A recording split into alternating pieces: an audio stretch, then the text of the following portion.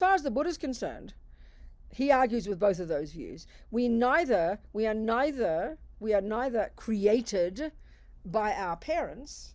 Yes, we get a body, no argument there. We get our body, but not our mind, not our consciousness, not our thoughts and feelings and emotions, not our psychosis or our bliss or our joy, none of the contents of our mind as far as the Buddha is concerned. And this is the major topic we're going to discuss, because Mahamudra is a technique for meditating on the nature of the mind. We're going to discuss.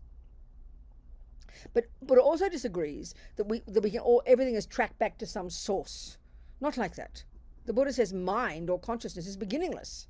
I mean, this is the craziest idea, but this is the Buddha's view. It's his analysis. And where does this view come from? His own direct experience. It does not come from on high. It's not from revelation. It's not something mysterious. It's something that's doable, because he is a regular person who became a Buddha. So he says, this is the method I used. Over to you, baby. You can do it too. So in many ways, Buddhism, you're going to find so much similarity between all the great philosophies of the world, including the religious philosophies.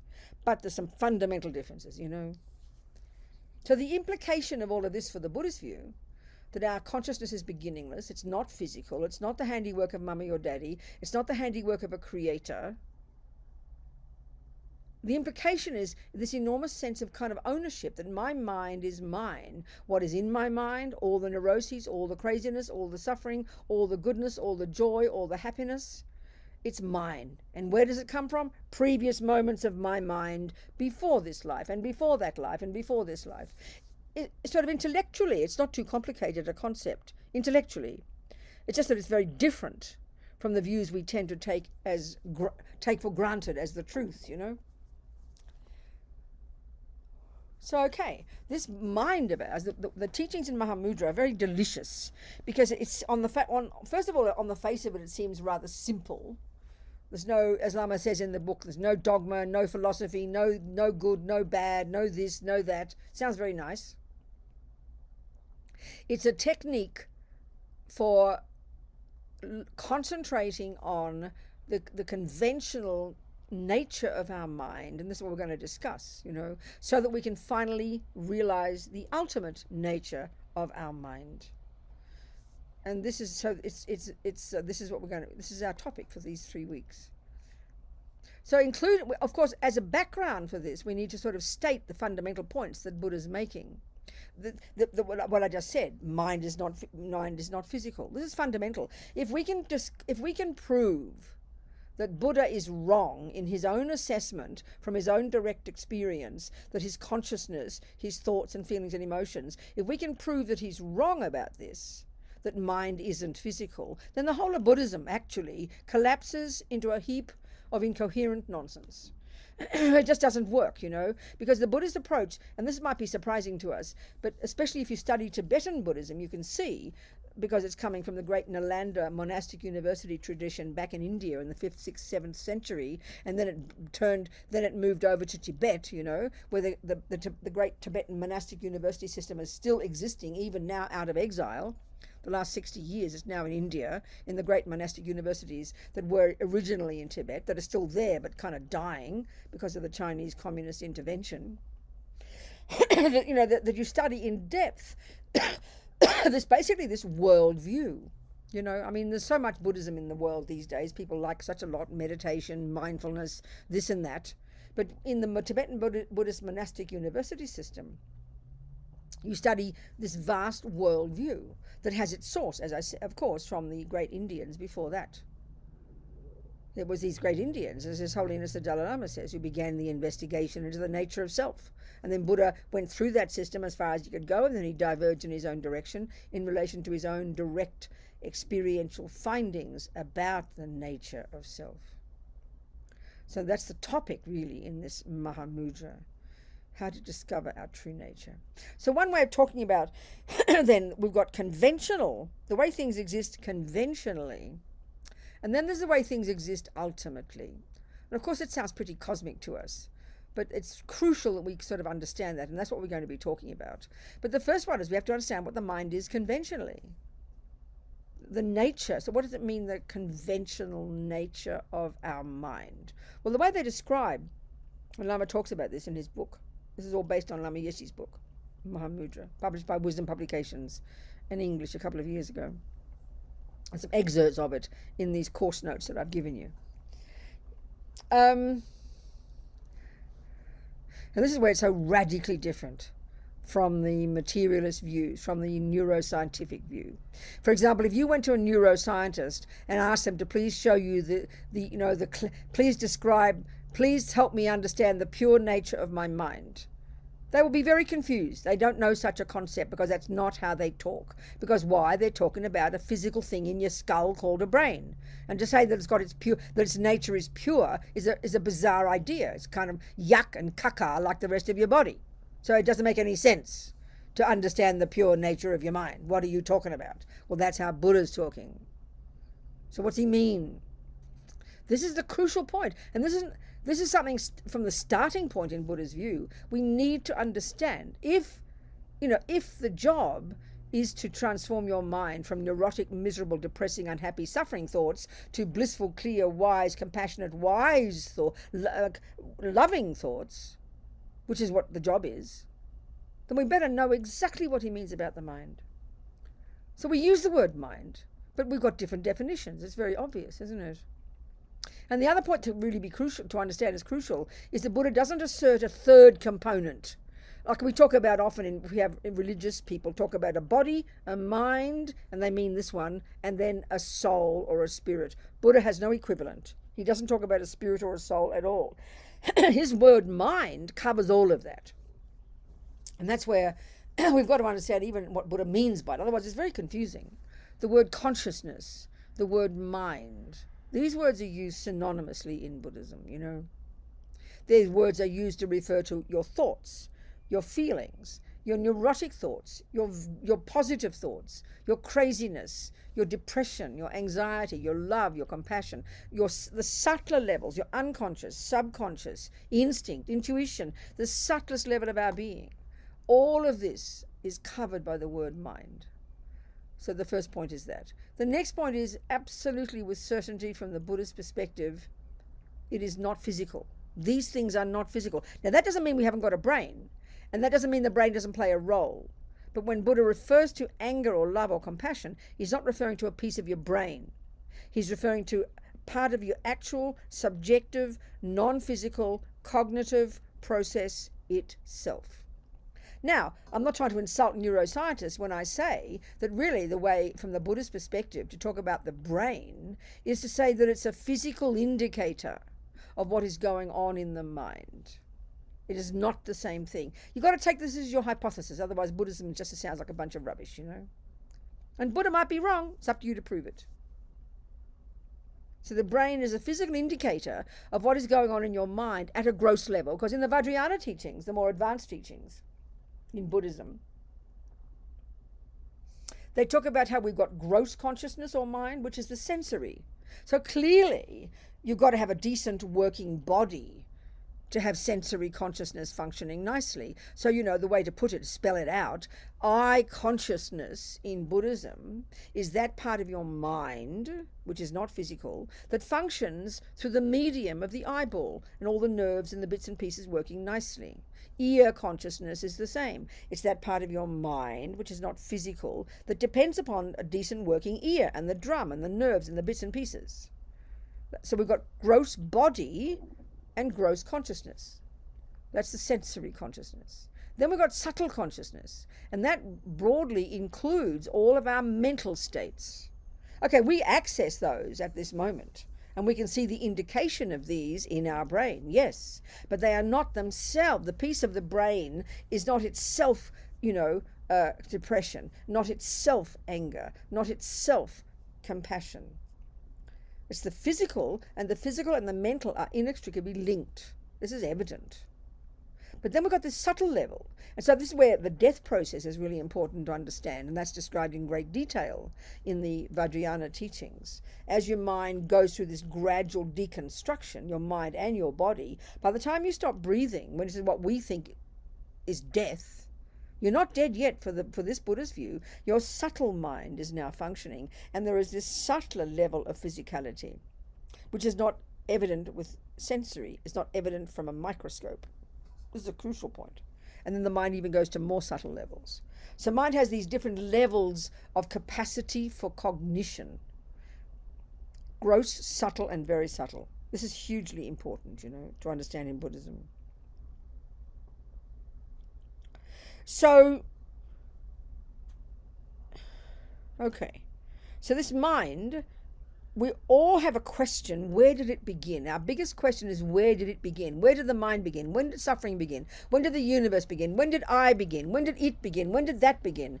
Even when we go to our therapist, the strong instinct we have is we want to look back into the past, like looking for a needle in a haystack, looking for the first moment. When did my anger begin? When did my depression begin? In other words, what happened when I was a little girl that caused me to start getting angry? We have a strong instinct to look for a first moment.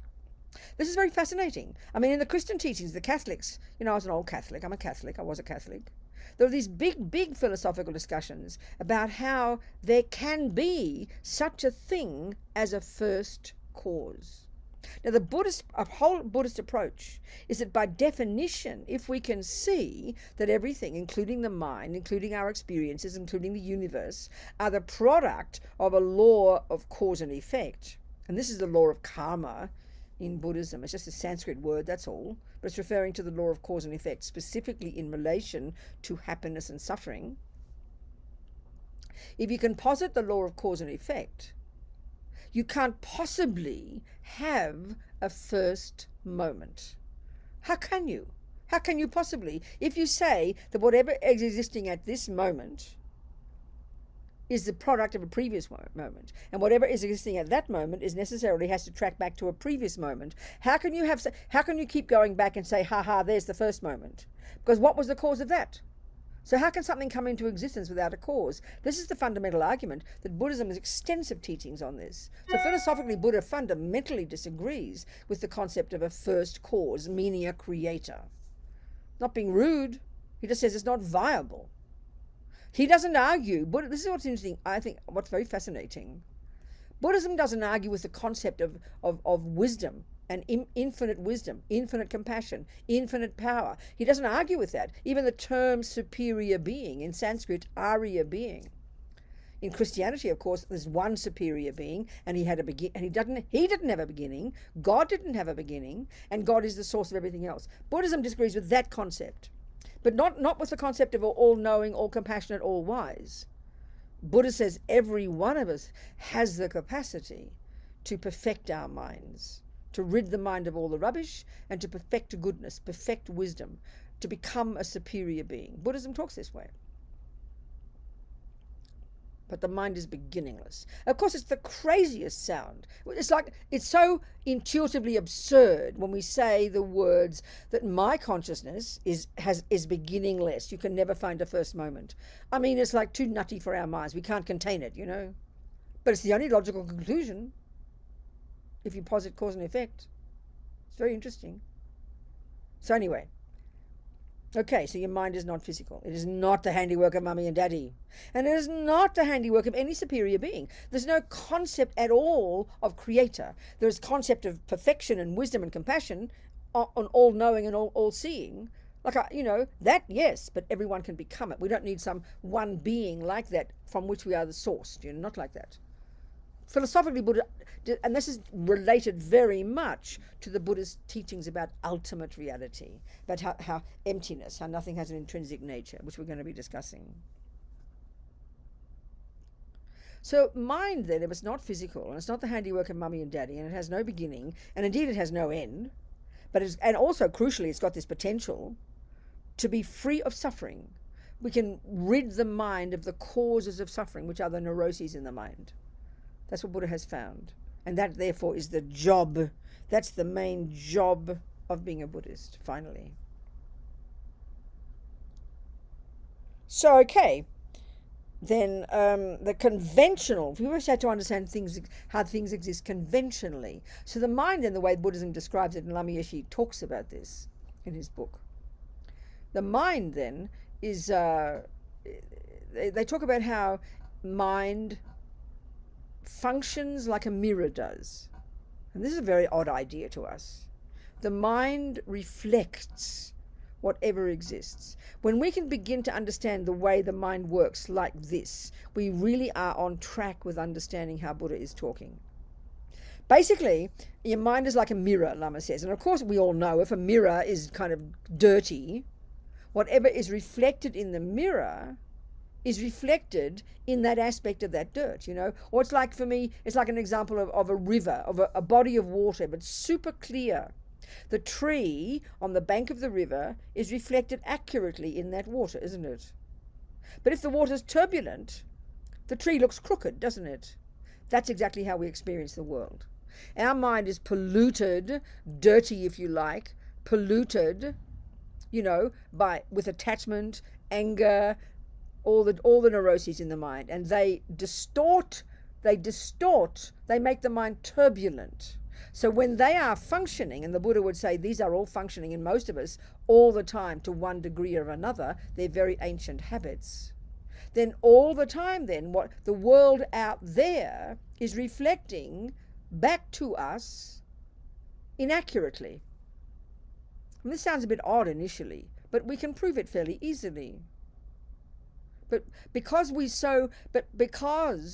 don't think, and certainly in our modern culture, Lama Zopa said, and this sounds pretty shocking, Lama Zopa said that the vast majority of all humans on this planet have absolutely no idea that what goes on in their mind plays any role at all in their lives. So this is really the point that Buddha's making. For so long, our minds have been polluted by anger, ego, grasping, attachment, jealousy, depression. We've got love and compassion there as well, but the neuroses really run the show, and they're so deeply habitual, they're so ingrained, if you like, in our mirror, that we don't think the mirror has a problem. So we always are seeing the world, as Lama Zopa puts it, we are seeing the world out there. No, the world out there appears, the way he puts it is, the world out there appears back to us in our mirror in the aspect of whatever's in our mind. So it's sort of obvious. If your mirror's dirty, then if the water's turbulent, the tree looks crooked. And because we only see everything as a reflection, and this is an odd idea to us, then we see everything reflected wrongly. So if you're always angry, if you've got anger in your mind, what do you think you're going to be observing in the world? You'll always see the dirty things, the ugly things, the bad people, the horrible people. If your mind is always depressed, you'll see another whole thing.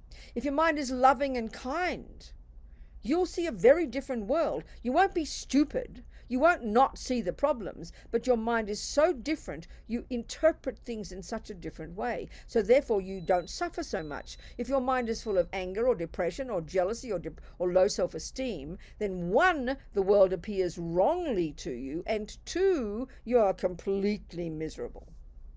But our trouble is, like the majority of all humans on this planet, we don't think our mind is doing anything. We think it's the world doing it.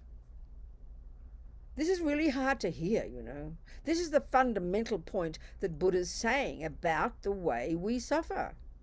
And our job of being a Buddhist, by unpacking and unraveling our mind, is get to see this more and more clearly until eventually we can rid the mind completely of all these neuroses. We can completely clean our mirror, if you like. And this is the point that's very encouraging. The Buddhist view is that our mind, but the Buddha says our mind is naturally pure. Now that doesn't mean it was pure once and then it got dirty again. No, not like that. It means always our mind, in its very nature, has the potential to rid the mind of all the rubbish, to rid the mind of all the nonsense, all the pollution, all the misconceptions, because, and this is what Buddha has found from his own experience, that stuff, the neuroses, the delusions, the misconceptions, the suffering states of mind, he has found are not intrinsic to our mind. They are not integral to our mind. They are not at the core of our being. This is the fundamental point that Buddha is making. So this should be very encouraging for us.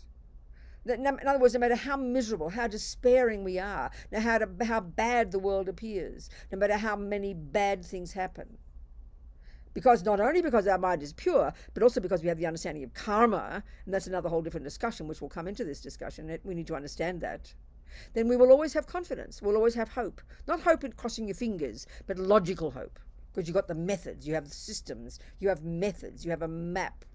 So this is very profound, you know. I mean, I think in our culture, I hear more and more young people killing themselves. I mean, it's unbearable, you know. Why?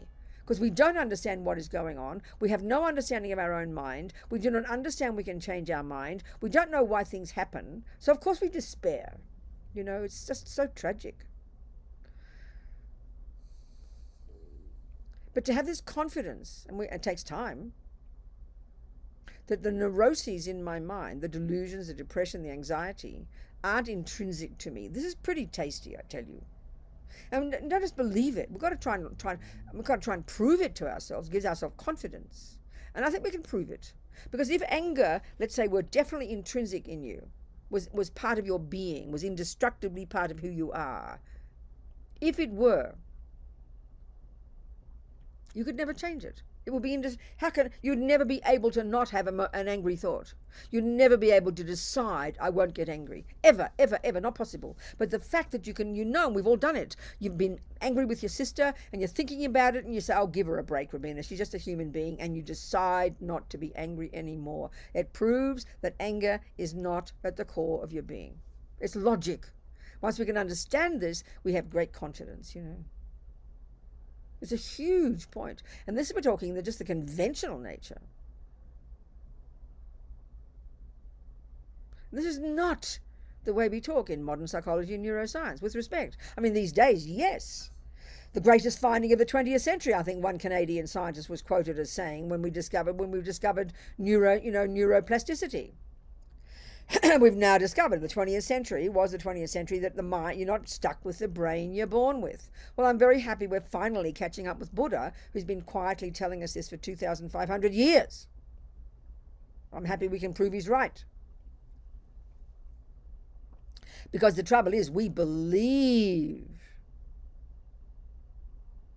that anger is like, you know, anger is who we really are. Depression is who we really are. Anxiety, it looms, or whatever, you know, whatever delusions we all have, they loom large in our lives, don't they? You know, we know this. We know this.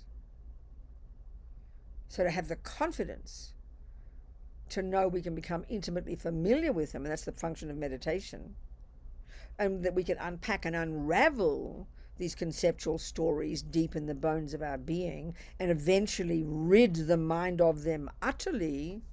Wow, that's pretty intense. This is the job of being a Buddhist, I tell you. The bird needs two wings, wisdom and compassion.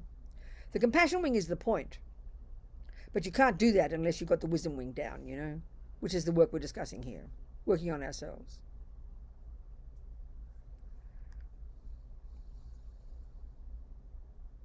So any questions so far, based on anything I've said? Definitions of words, concepts, anything at all? If not, that's just fine. Nothing in the chat box, Doina? No, it's okay. Okay. Oh yes, there's Maka. Hello, Maka. Talk to me, sweetheart. Can you hear me? Yes, I can, darling. Just to go back kind of to the beginning, and that the Buddhist viewpoint is based on Buddha's observations. Yes. I'm curious how Buddha observed that the mind is our consciousness that transfers from one lifetime to another. How did he observe that? Well, how does anybody observe anything? First, it seems to me, you know, it's a good point, Maka. First of all, you have to learn, you know, how can you prove that E equals MC squared? How can you prove, forget that. How can you prove that 1 + 1 is 2? First of all, you need to have some methods, some methodology, some theories. And then through your work, okay, at the simple level, you then take the concept of 1 plus 1 equals 2. You first theoretically understand it, and then you go home and do your homework and you prove it to yourself experientially. That's how everything is. So the Buddha, then if he's saying that he has seen directly that his own consciousness, for example, and therefore the minds of others, didn't begin in his mother's womb, but he tracked it back before his own birth, obviously he must have observed it. So how does he do that? He has trained in concentration meditation invented by the Indians before him more than 500 years before, which is called shamatha, which is called single-pointed concentration, which enables you to go beyond the grosser level of mind to access your more subtle level of mind. And then with that you develop what's called clairvoyance, because that is the function of subtle consciousness. So that's what that's what he did. He proved it to be true by seeing it. That's it. And then he shows us the methods. That's it. Do you understand? And so this would be the concept of past lifetimes and reincarnation? Of course. That's it, exactly. I mean, the whole of Buddhist view of the mind is based upon that concept that it's a beginningless and endless continuity, and that with karma, everything we think and do and say programs that mind, and then in the future produces our experiences. That's all come from his direct observation. And if not, where else had it come from? And that's why we think with religion, it's a really good question, Maka. We have to think it through. That's why we believe that religion can't be proved. That's why we believe it's come from on high, it's revelation, and you have to believe in it. There's no view like that in Buddhism. Do you understand? Yes, and so in the Tibetan Buddhist tradition, there are the monks who are the tulkus. So the tulkus are monks who are recognized as having a past lifetime as another lama or whatever, right? Like That's the Dalai right. Lama. That's right.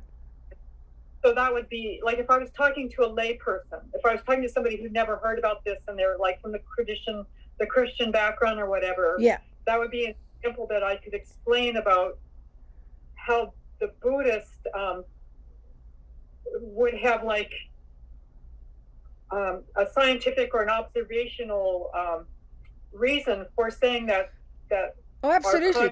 That's the fundamental point. That's right, Maka. The part that I'm always stressing all the time is this point, and His Holiness the Dalai Lama never stops, that, as he says, yes. So first of all, in general, as His Holiness says, here is Buddha, and I'm extrapolating here. He's done this job. He has found that mind is beginningless. He's found this from his own experience. He says, here's my methodology, and if you practice it, as the Dalai Lama says, if you practice what he said, just like, anything, that at a certain point, you tick the boxes as you go, and then at some point from your own direct experience, you prove that Buddha's wrong, well, of course, you must reject him. That's why belief and faith are huge qualities that we all need. Even if I go to my doctor, I haven't studied medicine, I need to have faith that my doctor's good, but not because she's pretty. It's because I've done my research and have checked on her validity. So the same with the Buddha. So of course, but this is one that's hard for us in the modern world to take as a possibility, that that we can prove that your consciousness goes back, and then we can prove from our own direct experience. And that's where all we have to do is understand that this shamatha, this technique that's been around for 3,000 plus years, once you've accessed a subtler level of your own mind, because that level of consciousness is more subtle, what it can cognize is more subtle. And that's what clairvoyance is. And of course, for us in the modern world, that's just some hippie, trippy, mysterious nonsense, but not in the Buddhist view. Yes, of course, it's observational. And if you can't, and that's why merely believing that 1 plus 1 is 2 is kind of dumb. You won't get far. You can manage to survive because enough people know numbers. But in the end, you have to experience the truth of it yourself. That's what progress is. That's what internal progress is. And that's the point here. So believing in Buddhism is the biggest thing. It's not enough. You've got to know it directly from your own experience, prove it to be true. But you start with the theories. Everything starts with a theory. Then you take it as your hypothesis, and then you follow the system, and then you eventually get the experience. Or you prove Buddha's wrong and say, thanks, mate, bye-bye. I'm out of here. Nothing wrong with that. Do you understand, Marco? Yeah, thanks. Because for me, reincarnation is a pretty important yes. notion. Exactly, yeah. Of course. And if you look at the big picture in Buddhism, it's fundamental to the whole Buddhist worldview. It's fundamental. It's an integral part of the entire Buddhist worldview of what things are, where does suffering come from, where does happiness come from. It's not just some extra little piece you stick on, you know. Thank you, Marcus. Perfect questions. Thank you so much. Who else, people? Other questions, please, please. If there are any. If not, it doesn't matter. Nothing. Okay. Well, let me continue talking about then the mind. So then, okay, this Mahamudra, it's on the face of it. You know, we might have heard in Tibetan Buddhism, you've heard about Dzogchen, you've heard about, you know, also all Mahamudra. They're just different terms for a similar type of meditation.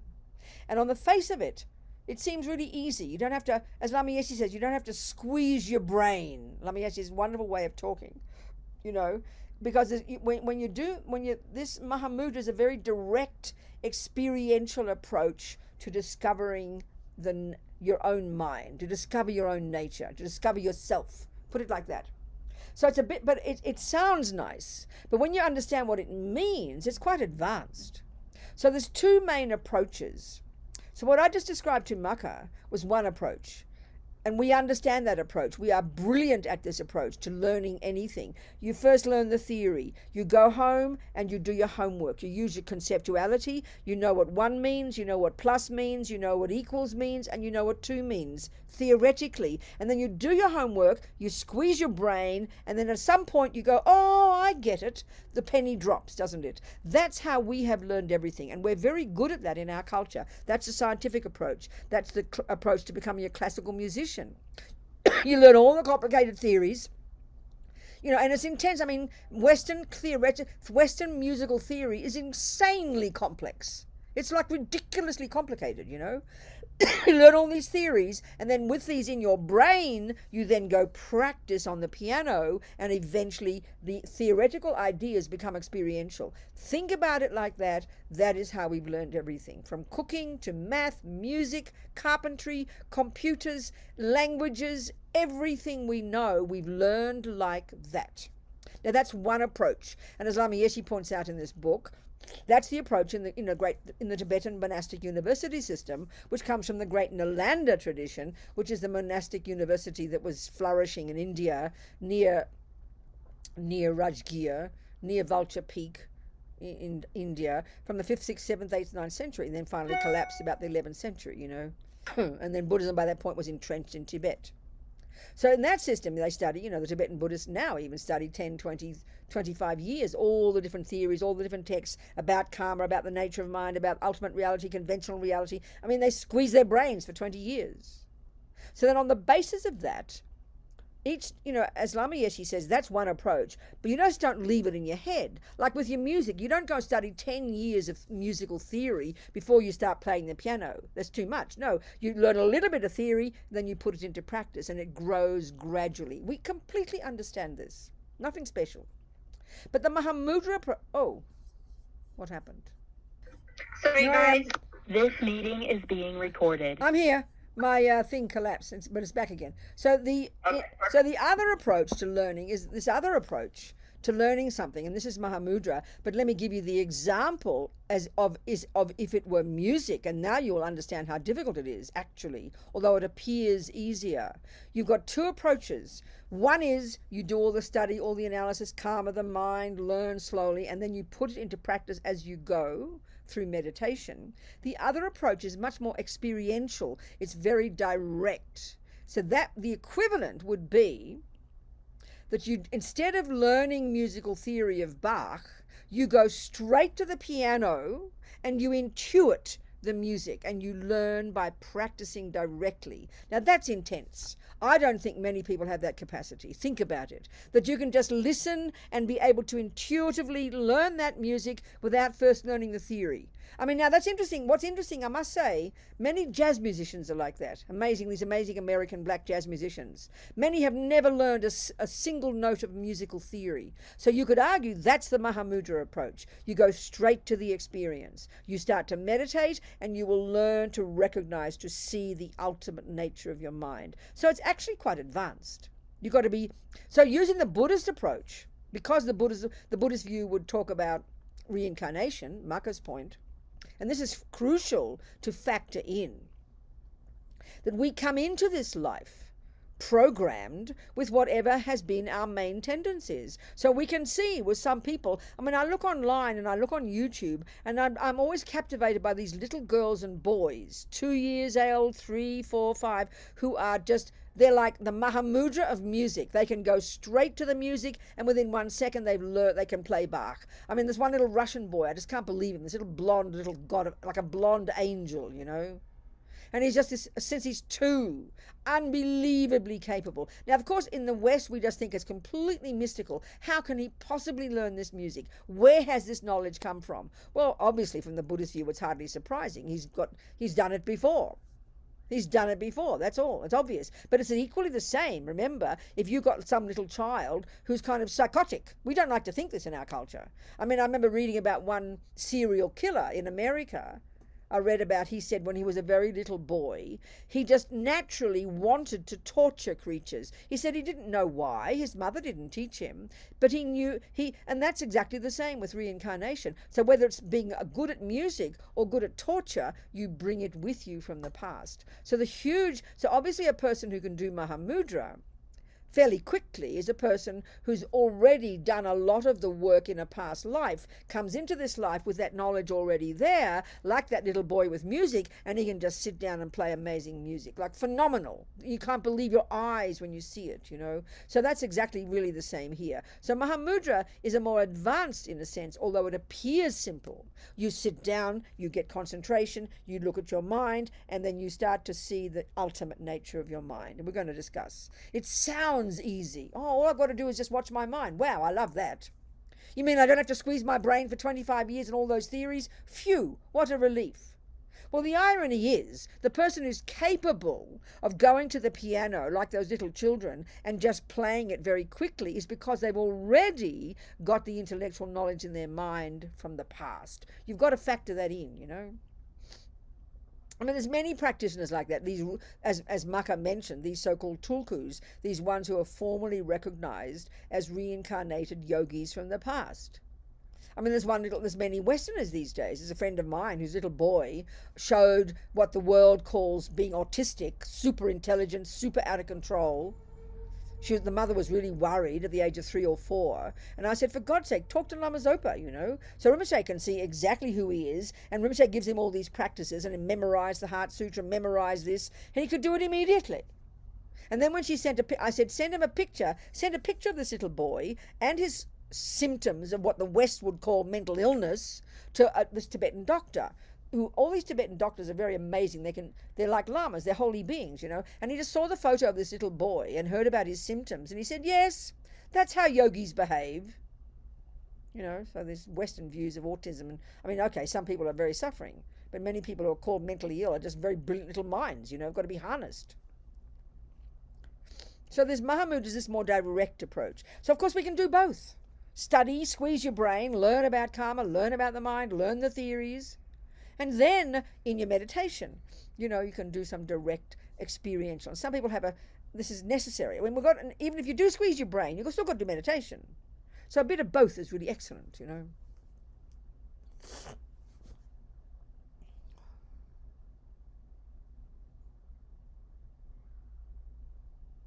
So, yeah. So maybe it's good to look a bit at the background. We've got 2 more weeks, so we're going to go into more detail, the actual Mahamudra approach, but it's necessary to have the preliminary practices, which means we need to listen and think about and remember the mind, what it is, which we've discussed, and learn about karma. Karma's crucial, you know. Karma's absolutely vital to understand if you want to understand Buddhism as a worldview. It's the law, it's a natural law that runs the universe, basically, and it runs our mind. Like these little children, you know, I mean, because in the materialist world we have no view. We don't know why this little blonde little Russian boy or any of the others can be so brilliant.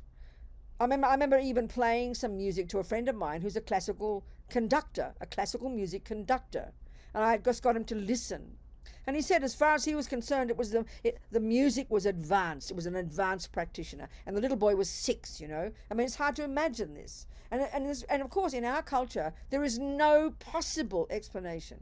We can't find an explanation, so we're just mystified by it. It's kind of fascinating, isn't it? Of course, if you're a Christian, you could say it's a gift from God. That's fine. but not from the Buddhist view. So the fundamental point in Buddhism is that we program our mind every millisecond. This is something very tasty, you know. There's not a millisecond of what we think and therefore do and say that goes astray. There's two things. One approach they talk about in the Buddhist view is that there's everything we ever see, hear, taste, touch, smell, think about that has any impact upon us, anything we experience in whatever lifetime, none of it goes astray. It's all kind of imprinted in our mind like memories, like images. As one Lama said, it's like we're shooting a movie all day. Everything is stored in the mind. Nothing goes astray. Then the other one is the more qualitative one of everything we think and do and say also kind of sows seeds in the mind, basically programs us. I think Buddha would have liked that concept. Basically programs us. So now this is what I find so fascinating actually. We totally understand that when it comes to music, math, learning anything. We know that, and we know it's vital if I want to become a musician, I need to program my mind very correctly with all the right theories. If I just learn wacky, crazy theories, even though I'm learning how to make a cake, I've got to know what a teaspoon is, what a gram is. I've got to know what flour is, what eggs are. I've got to learn exactly the science of the components of a cake. And then I have to think of it carefully, and then I make the cake. We know perfectly well that you've got to have all the right thoughts, the correct theories, the correct recipe. And a recipe is a bunch of thoughts. So we know that every moment you learn those theories properly and then you start to put it into practice by making a cake, that's the process that turns you into a good cake maker. We don't speak it like that, but we understand that. Everything we've learned is like that. If you want to become a musician, you've got to learn accurate theory. If you want to play Bach, you can't just make up what you want. You can make up what you want, but don't call it Bach. But if you want to play Bach, you must follow the instructions. You're not sure what the note is, you look at the piece of music on your piano and you learn that. We understand this. It's very scientific. In other words, we know that we program our mind every second with music, and that we are the one who produces the musician I become. Now, when it comes to our emotions, all that logic goes out the window. We believe we didn't ask to get born. We believe the anger and the jealousy and the love and the compassion and the kindness and the happiness and the suffering are all to do with somebody else. That I'm this innocent victim. It's not my fault. It's all set in stone, and it's his fault and her fault and their fault, and I'm the innocent victim and the product of somebody else's handiwork. I mean, we're demented. We've got these craziest ideas. It's like if you are good at piano and I say, why are you good at piano, Doina? Well, it's Bach's fault. It's my teacher's fault. It's Mr. Steinway's fault. Nothing to do with me. We would never say that. Even if you're a bad musician, you'd have enough courage to own the fact that you are the one who didn't program your mind properly. You take responsibility. But when it comes to happiness and suffering, when it comes to anger and jealousy, forget about it. It's everybody else's fault, and especially our mother. We love to blame our mum, don't we? Daddies get off the hook. Mummies are the blame. We track all our suffering back to what mummy did, yeah, and to daddy, and the Catholic nuns, and the past boyfriend, and the weather, and the food. Everything out there. It's like you blame the piano, you blame the music teacher, you blame Bach, you blame everybody else. I'm an innocent victim. That's how we think emotionally. That's what we think about suffering and happiness. I mean, we're completely crazy. We're demented. No responsibility, no accountability, no awareness of the role of our mind. We recognize this. It's demented. It's crazy. And this is our psychology. This is how all our clever psychologists talk. If I'm angry, I've got to find who caused it, instead of owning my anger. That's Buddha's view. This is karma. So we come into this life programmed, not with mummies and daddies' habits. That's the wackiest idea in Buddhism. This is very shocking if we're a materialist. The logic of neuroscience, the logic of modern science is that we are the product of mummy and daddy. Totally, completely. So when you have these crazy, you read in the paper about, especially in America, so many multi-murderers, so many, gun owners who go around killing people. Even they drag their brains out of their ground to try and find where the problem is, and they can never find the solution in the brain. Because the Buddha's view, I mean, my feeling is, at least as a theory, it's coherent. I'm prepared to find Buddha wrong. And the Christian idea, you can't blame God. I mean, you can't blame God. So, Buddha says, don't blame anybody. Just know that what's in your mind, honey, is because you put it there. It's so simple. The idea is so simple, it's embarrassing. But we'll do everything to argue with that. We'll do everything to point to somebody else. It's very, very fascinating. Very, very fascinating. So the karmic view is kind of powerful. Whatever, I come into this life programmed with my own tendencies. That little boy who's brilliant at piano came with his own tendencies. The little boy who was psychotic and wanted to torture, he said since he's a tiny child. Oops, Felicia, mute yourself, darling. There you go. Thank you, sweetheart. Very kind. So, so we're getting the idea, but this is a tough one. This is the part that we rant and rave and resist this idea mightily, But it's really good to think about. And the consequence, the experiential implication of the concept of karma isn't guilt, isn't blame, it's accountability. We grow up, This is who I am. This is my anger. This is my love. This is my kindness. It's not set in stone, and I can change. This is what's amazing, Any more questions? I talk in 30-minute bursts. Then you have to ask me some questions. Come on. All this is kind of background. No questions? Yes, there is a hand there. I saw a hand. What happened to it? It flashed away again. Oh, yeah. Eileen, talk to me, sweetheart.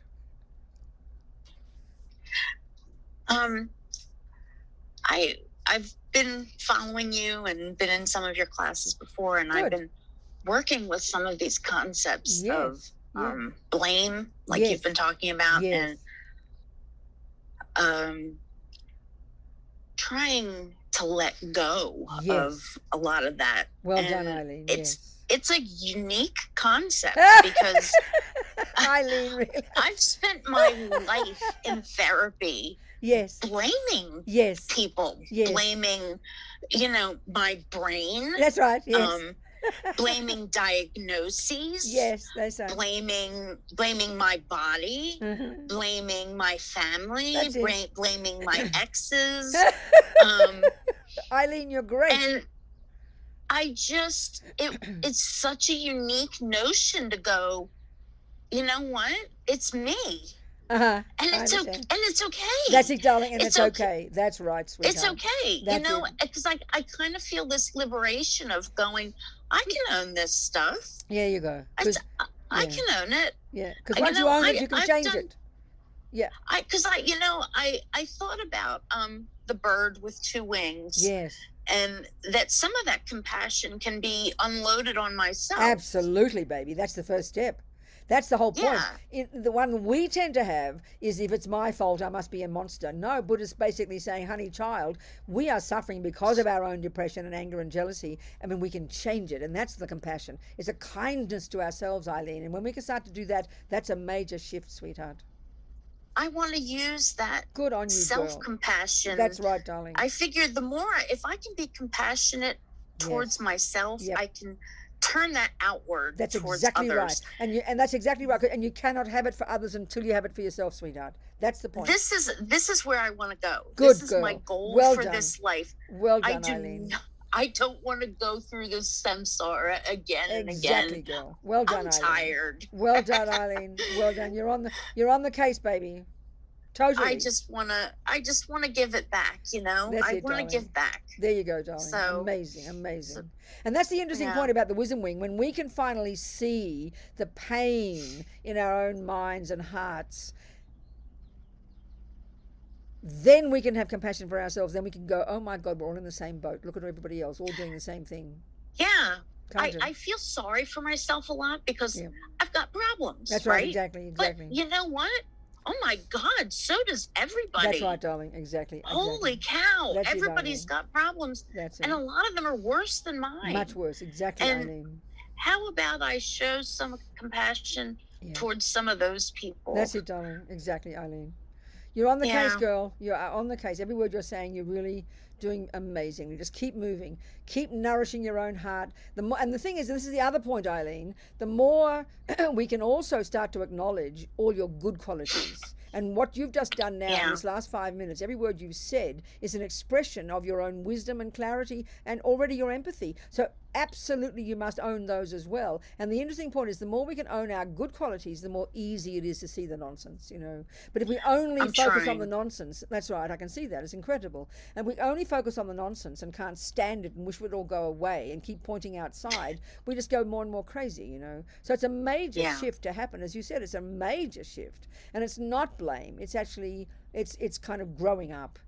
It's having the courage to face it and own it and know it's painful, but honey, I can change it. This is the one, Eileen. It's amazing, girl. It's a daily A struggle. daily, It's not no, that's right. it's not an arrival. It's nothing you go, No. oh, I'm here. There you go, and there you now go. I'm- It's I ongoing. never get to, I don't have to fight anymore. There you No, go, I- sweetheart. No, it's ongoing. Yeah. Gradual. Yeah. Gradual. That's right. And it's that's right. So you keep moving, Eileen. You're amazing. But Well you're done. teaching me. You're guiding me. I'm You're happy, showing me the way. delighted. That's my job. I'm glad, and the little bit that I know is because that's what I'm trying to do for myself. It's exactly coming from Thank my own you. experience, Eileen, darling. Well done, girl. Thank you. I admire you. Keep moving. Thank you. Wonderful. I admire you All right, too. sweetheart. Thank you, darling. Thank you, Eileen. Amazing what she's saying. So, are there any other questions, please, or any points to bring up? Anything at all? Yes, Flavio. Hello. I would like to ask a question regarding the fact that I kind of shifted my place this year from one place to another a few times, and I realized that even though I practiced almost every day, the place that I am in and the people that I meet and their beliefs somehow they make an impression in my mind. So if I meet people that are very reluctant towards Buddhism and they are very materialistic, Yes. they kind of make this impression into my mind. Yes, And exactly. And it is in a way, or it seems to be very, very convincing. And I tend to, even if it is irrational, I tend to take their point of view. Then I have to separate it and not identify with it. So Yes. when I stood in solitude for a couple of months, I could separate myself from Yes. feelings and alchemize and just go over depression and shift these feelings with breathing and meditation. So I Yes. thought, wow, is this happening? Is this possible? It is real. I repeated the process over and over and it worked. Yes. But then I had to move and I Yes. had to stay at a friend. Yes. And this friend of mine was very depressive. Yes. And I discussed about it, and he denied my point of view. Who was and he? Sorry, I missed the point. Who was he? Who denied? My friend denied my point of view, which was that I can change the emotions and I can liberate myself from Okay. depression. Yes. Right. Okay, Then. so- Then, yeah. He came back to his story over and over again, and I could feel his depression. It was Yes. something, Yes. and I had to work very hard with Yes. Yes. this. And the question is, what is my mind? Because it seems like Yes. I have a glimpse of something that is liberating, Yes. but the glimpse can be shut down. I understand, by darling. It's very, yeah, Flavio, what you're saying is very, very, very important. It's very fascinating. So what I'm hearing you basically saying, you see, this is the point. So Eileen's point is totally correct. It's now a revelation to her. She's starting to look at her own self, and that's the revelation. Once we can start to know our own mind can do anything. Now that's absolutely clear, and you've proven it yourself. But the other interesting point you're proving is we are also very receptive. We're very receptive to the outside world. We can't say the outside world doesn't exist. So until our mind is very strong, we will be influenced by the outside world. But what I'm hearing with you, it's indication of a good quality, which is empathy. You've got empathy. You are empathetic. You've got compassion. But that can also be, when that's mixed with attachment and mixed with with kind of, you haven't got enough steadiness yet. You haven't got enough clarity yet. So you can be pushed in another direction. The irony is it's a good quality because you've got empathy, but also it's what drags you down. So you just got to that's the wisdom and the compassion analogy. So the classical way to do the wisdom wing is to give up sex, drugs, and rock and roll and go into isolation and get your mind to a profound, stable, solid level where you've got little attachment, little anger, little jealousy, and a lot of wisdom. Then you can be on the bodhisattva path and do the compassion wing, and you can be among the crazies all day, every day, and you will never be wrongly influenced because your own wisdom is so powerful. So what this is telling you is you've got to really stick to the wisdom wing. And then because you've got empathy, which is marvelous, but because it's polluted by your attachment and your lack of you're not strong enough yet, you can be influenced and you can be dragged down. Thank you.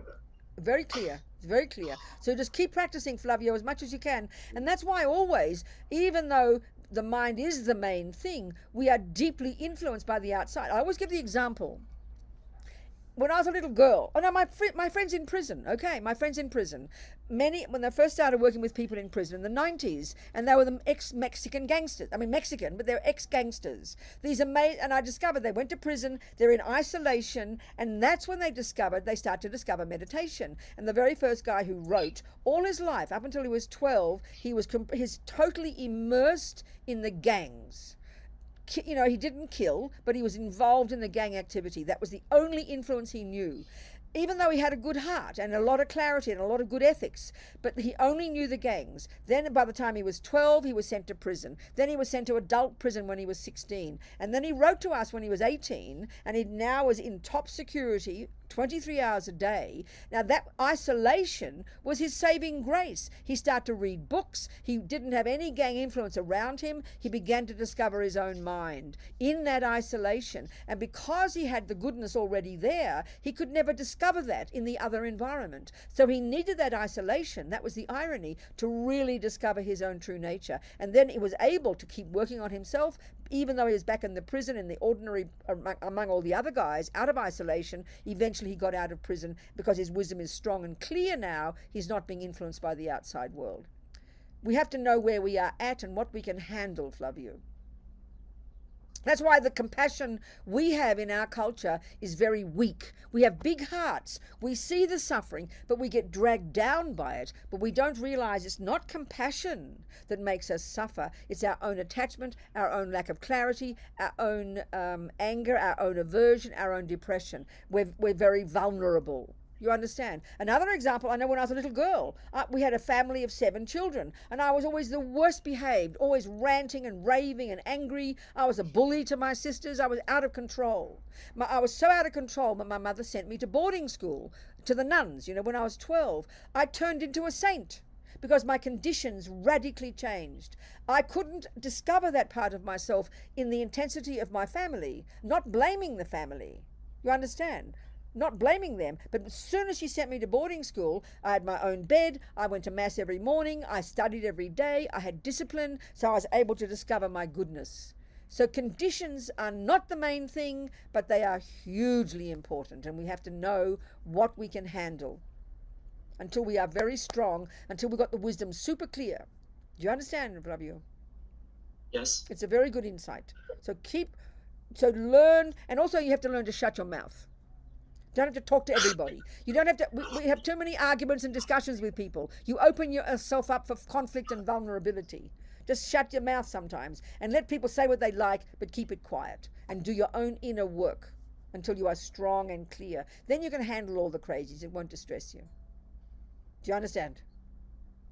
Yes, I've been told this 2 or 3 times, and I should keep doing it. It's true, but also, but look at the good side. You have a wish to communicate, which is a really good quality. But the negative side is we don't see it. What we see, the attachment we have that is most strong, that is very hard for all of us to see, Flavio, is a very strong need to be seen and heard by others, to be approved of. When that attachment is there, that destroys our compassion. Do you understand? When you've got the wisdom that knows yourself clearly, then you don't need to share. You can just laugh at other people. And yes, you're right. Tell your friend he's right. It won't upset you. But we often the good side of communicating is compassion. The negative side is the need to be heard, the need to be approved of. You understand? So hot out there. Eileen. Okay. Eileen, mute yourself, Eileen. There you go. Well done. Do you understand, Flavio? Yes, Good. I understand. Very good. Thank you so much. That's very good point. Thank you so much. All of you. This is really good. Other questions, people? This is so good insights from Eileen and from Flavio. This is amazing. It's so important. Talk to me, people. So what we're getting at, what we're discussing here, this is a wisdom wing. It's not just some cute saying, wisdom and compassion, a bird needs two wings. It's huge, you know. Compassion is the point, finally. Benefiting others is the point. But as His Holiness the Dalai Lama says, compassion's not enough. You've got to have wisdom. So when we hear that, it sounds a bit cosmic. Wisdom, what's that? Well, keep it simple. Wisdom is what we get when we lessen our own neuroses, our own attachment, our own anger, our own depression, our own anxiety. Then this wisdom is a kind of a clarity, a sharpness, and a strength. And then when you've got that wisdom, then your compassion becomes very powerful and you will not get dragged down by it. This is what we don't see in our culture, I think. We don't notice this, you know. We don't have this view, I think. So the wisdom ring is crucial. And this is what I'm saying to Flavio. We need to know what we can handle. Be aware of the external conditions. It's sort of obvious, though. If Flavio's an alcoholic, it's not rocket science for Flavio to know that he's got to keep away from other alcoholics. It's obvious. He's not strong enough yet, but so he's got to keep away from other alcoholics. You don't blame other alcoholics. You don't even blame alcohol, but your mind isn't strong enough. So we have to know what we can handle, you know, where we are at, how strong our mind is. And the strength of the mind is what wisdom really refers to. It comes from when we've let go of attachment and anger and pride and jealousy and low self-esteem and depression, even to some degree. This is a pretty intense job, I tell you. What else, people? Any other questions? Points of discussion? Okay. So why don't we just do a little bit, just 5 minutes meditation. But let me just discuss first. I'll tell you the kind of the classic session of Mahamudra meditation. I'll just discuss it. We're going to unpack it over the 3 weeks. But just discuss it and tell you the theory. Finally, what you're trying to do in Mahamudra meditation is realize the ultimate nature of your mind. Realize how it has no intrinsic nature. Realize the emptiness of the intrinsic nature of your mind. That's it. Of course, those words are super cosmic to us if we've never heard the teachings. So the first thing is there are two in Buddhism. There are two modes of meditation. We'll discuss this today. And this is taught right from the beginning. There are two modes of meditation, two ways of using the mind in formal meditation.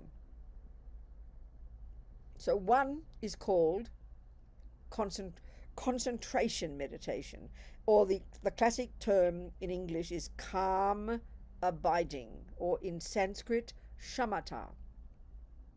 And it's referring to, when you've accomplished it, to having accessed the subtler level of your own mind, levels of mind that we do not posit as existing in modern neuroscience or psychology, where you've accessed a subtler level of your mind at a super focused, super concentrated level. Levels of concentration that are not even existing in our imagination, and levels of subtlety of mind that don't exist in our imagination either. And don't mystify it. It's your own mind. So this technique is the technique that enables you to access these subtler levels of consciousness, as I said to Maka, which come from these amazing Indians before the Buddha. They created this technique. And that enable you to get super subtle focus. So there's marvelous benefits from this concentration meditation technique. As Lama Yeshe says in the book, you can be, this is my words, you can be forgiven for thinking that you've achieved liberation, because the levels of clarity and bliss are so astonishing. You can't believe it. But they're like the bonus, you know. So the first mode of meditation is broadly simply a technique for getting the mind to be concentrated. So of course there's levels and levels and levels of concentration. So then in the meditation, so that's the first mode of meditation. I'm just talking the ordinary sutra teachings now. Not yet Mahamudra, but these two are used in Mahamudra. So now the second mode of meditation is known classically as insight meditation, vipassana. So in the world, there's a type of groups of people call themselves vipassana groups. And it's actually Buddha taught many techniques for getting insight. The word means insight. Now in English, I don't know about in Romanian, but in English, this is it's a really delicious word. I know in French and Italian, there's not a good word for this. It seems peculiar. But insight, look at the English word, inner, and then sight, seeing, inner seeing. I mean, you're sitting there thinking of a problem, trying to work out a problem, and then suddenly you say, oh, I got some insight into that problem. So we use it in daily language. It's a very good word. It means something becomes clear. You kind of, as we say in English, the penny drops. I don't know if it's not American. I think it's English. Suddenly, I understand now. Oh, I get it. That's what an insight is. It's a really good word. And in ordinary daily life, we use it. But here, we're talking about insight. Now, Buddha taught many vipassana, many insight meditation techniques. The one that's most popular, that's broadly known as vipassana, I think, is a technique for using concentration, the first method of meditation, to then observe the sensations of your body. So that is a technique that Buddha taught to help us get insight into the reality that everything changes. Because we've got this very powerful misconception deep in our bones of a very solid, concrete, definite, permanent me, haven't we? That's how we feel. So this is a really nice technique for loosening the grip of this grasping at permanent me. That's one technique, and that's very popular. But often people think that's what Buddha means by vipassana. Well, it's just one technique. The technique of vipassana we're discussing here is a more subtle one, a more sophisticated one. And it's got nothing to do with the body. It's about the mind. And it's learning to get insight into the ultimate nature of our mind, and indeed of everything in the universe, which is expressed as this concept of emptiness. Of course, it gets so confusing to us, this word emptiness, but we're going to go into that in detail to get the right understanding. That'll be not today, because we're nearly finished. So Mahamudra then is this technique, and it used to be kept secret. It's been around for several centuries, and it used to be kept secret. It was handed down, and the text that Lama Yeshe uses is the basis of his commentary in this book, which Lama gave in Australia in 1982 or something, I think, 81 or 2, I forget, is this text by the Panchen Lama, the 17th century, the first, this great Lama in Tibet, Losang Choki Gyaltsen, I think his name was. I forget his name. I can't remember his name. But he was the first Panchen Lama. I think it was the first one. I'll have to check it out for next week. So it's a text that he wrote, a very short, sweet text. And I might just read it, not today, but I'll read it so we can get a kind of an oral transmission of these very powerful words of this marvelous Lama. So it was kept secret first and was taught from disciple to disciple to disciple. And then he made it public. And then since then, it's been taught. So Mahamudra then is a technique of meditating on the ultimate nature of your mind, utilizing the two modes of meditation. On the face of it, quite simple. So the essence of it is this. In the first mode of meditation, concentration, as Lama says, typically we might, the Tibetan tradition, we might do concentration meditation by focusing on the image of the Buddha. Or the classic one that Buddha teaches is we concentrate on the breath.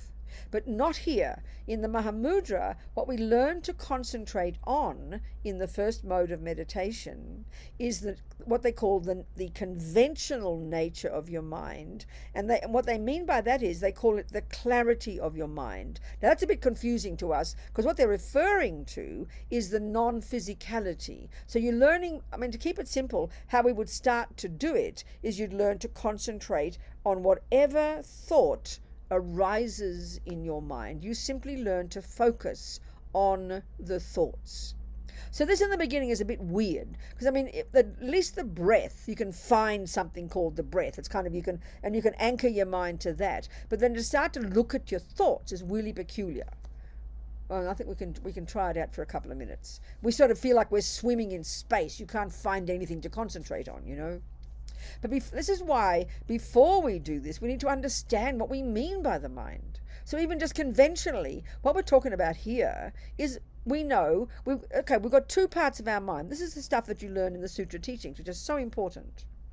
The way the mind works. So first of all, the way the mind works, you can say we have two ways our mind works. One is the sensory consciousness, and one is the mental consciousness. Now, these are radically different, but for us, because we don't posit anything but the body, we actually think of them as the same. But already the understanding, the distinction between the sensory and the mental consciousness is incredibly important to understand. In fact, it's quite a revelation when we can see it. So let's look at this. So, you know, I always use the same example. I might say to you, oh, what a very nice looking thermos, a well-designed thermos. Okay, I would say that. I chose it because I wanted this elegant design. It's got a nice lid. So I'd say it's a well-designed thermos. Now, naturally, we would all assume that my eyes see a well-designed thermos. Well, strictly speaking, this is a nonsense. Not possible. Not possible. Because the sensory consciousnesses, that's how they talk, have a very specific way of functioning. So let's look at that. This is already quite an eye-opener for us. It's quite liberating, and to begin to start distinguishing between our sensory consciousnesses and our thoughts and feelings and emotions, which are the mental consciousness. But we conflate them completely, and they all happen so quickly we don't see the difference. So it's like this. The sensory consciousnesses, they're very limited in their capacity for cognition. Cognition is the job of the mind, all levels of our mind. Its job is to cognize something, to know something, to be aware of something. Those three verbs are synonymous. So what does eye consciousness cognize? Well, precisely two things: shape and color. That's it. It doesn't even know the words about what shape it is or what the black is. It merely is very limited in its capacity for cognition, and eye consciousness can only cognize shape and color. That's it. Now, what happens? We have to ask the question, if it's eye consciousness, if eye consciousness doesn't cognize a very nice designed thermos, if eye consciousness can only cognize the shape and the color, the bare bones of the thermos, then which part of my mind is cognizing a very nicely designed thermos? Well, it's obviously your mental consciousness, isn't it? And that's the point. So then now the second one is mental consciousness has different levels of functioning.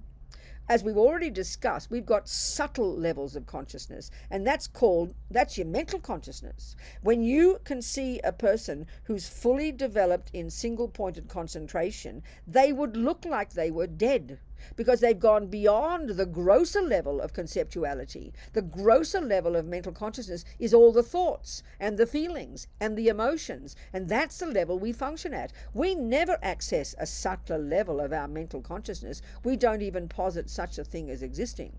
And it's only when you've got single-pointed concentration, where you've gone beyond your sensory and beyond the grosser level of your mental consciousness, which is all the stories and the concepts and the opinions and the ideas and the feelings and the anger and the love and the kindness and the jealousy and the compassion, the good ones as well. That's the grosser level of your mental consciousness. When you've got shamatha, that's completely ceased.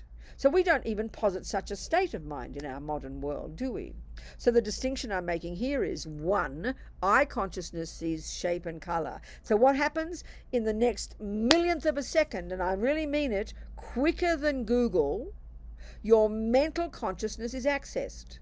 That's where the workshop is, as Lama Zopa says. That's where all the thoughts and the feelings and the emotions and the opinions and the ideas, he is this and she is that and I am this and that is lovely and that is good and that is black and that is round. These are conceptual stories. They are opinions viewpoints. That's the grosser level of our mental consciousness. Now that's the level we function at, and that's where the workshop is, as Lama Zopa says. And there are thousands of thoughts and feelings and emotions in there, and our job of being a Buddhist is to sort them out, to start to become our own therapist, to start to begin to distinguish between all the chaotic, crazy ones, the not fair, the self-pity, the poor me, the anger, the jealousy, the resentment, the depression, which is what breaks our hearts and makes us miserable. And they're the stories that loom large in our head. They're the stories that run the show. These are the stories almost we only ever notice, you know. And then you've got the good stories: love, kindness, intelligence, compassion, generosity, self-confidence, forgiveness. These little thoughts are all, I joke and say, all these are my crazy roommates. And usually the crazy roommates are running the show, and the good roommates are under the bed and in the closet because they're scared to come out. We've got to start bringing out the good ones. This is our mental consciousness, and it's the grossest level, and that's the level we function at. So that's what we have to start sorting out. So the thermos that I'm seeing, one is shape and color, and two, that is a very nice thermos. That's an opinion of my mind. Let's say Eileen can't stand that shape and color. She'll say, oh, what an ugly thermos. So she thinks her eyes are seeing an ugly thermos, and I think my eyes are seeing a nice thermos, just like Flavio said. His friend gives one opinion, and then Flavio has another opinion. There's just the mental concepts, and they're all opinions. So the Buddha's basically saying we've got to sort out these opinions and distinguish between the facts and the fictions. The fictions are the dramas, the anger, the fears, and they're not just fictions, but they have this emotional component. We know this. The pain they cause is unbelievable. So this is where we start to become a Buddhist. When we start to become our own therapist, as Lama Yeshe says, to start to listen to all the crazy thoughts, like Eileen's talking, distinguish, what a brand new idea. You know, my mind actually plays a role. Wow. So this is the hard work, you know. This is your mental consciousness, not your sensory. Now look at how our sensory consciousness, our body, plays an enormous role in our lives. As Lama Yeshe says, we make the body the boss. We are so dominated by our physical experiences, and we confuse them with feelings. They're not, they're different. This is such a powerful point. It's such a revelation to think. And this is the analysis of the Buddhist view about the mind. It's quite fascinating, you know. We have to go into it more, for sure. Now it's time to finish. So we have to do the meditation next week. We just finished. We can finish with 3 minutes, okay? So there's no discussion. I won't tell you anything. I'm just going to get you to relax, sit up straight, close your eyes, and then do your best to just simply pay attention to whatever thoughts pop up in your mind. That's all you have to do. No concepts, no worries about am I doing it right, no discussion about the thoughts, what they are. Just close your eyes and pay attention. Let the thoughts come and let the thoughts go, okay? Just let them be. Just watch the thoughts. That's it. Pay attention.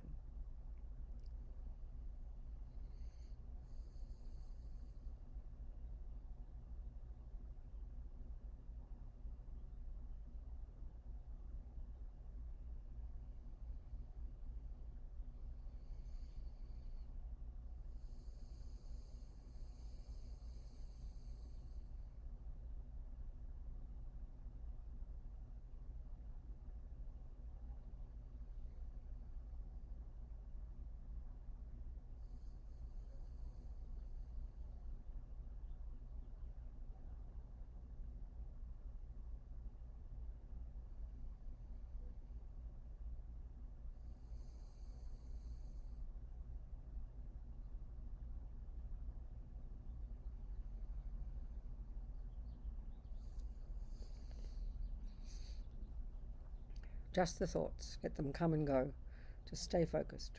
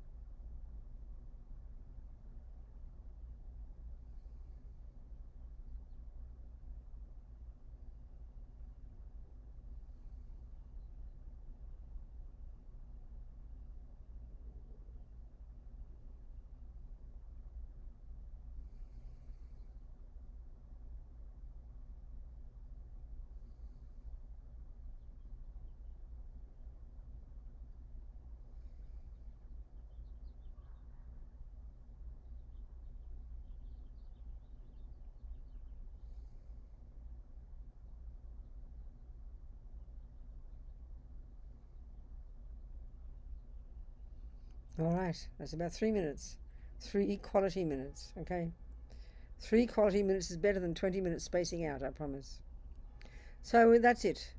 Here we finish now. We just think what all these thoughts have gone in. If we might remember most of them, doesn't matter. They've all gone into our mind. And we think all these seeds we planted, how marvelous. May we keep nourishing these seeds with our effort every day, our bit of practice that we do, so that we can develop our amazing potential, just like we motivated. And I'll just sing 2 little prayers in Tibetan to finish. This dedication prayer, and then the other one, may bodhicitta, this amazing aspiration to be of benefit to others. May this grow and grow in the hearts of all. Gewadi nyududag, lama sange drobyone, drowa chikyang malupa, deyi sala gopa shog. Jang chob sem chog rinpoche, ma ke panam ge gyuchig, ke panyampa, me payang gong ne gong du, paba shog. That's it, everybody. Thank you so much, people. See you all somewhere next time. Who knows? Thanks, sweethearts, all of you. And for your wonderful points. Love you and Eileen. These really excellent points you brought up. They were amazing. So special. Thank you, people. Much love, everybody. Bye, darlings. Ciao all.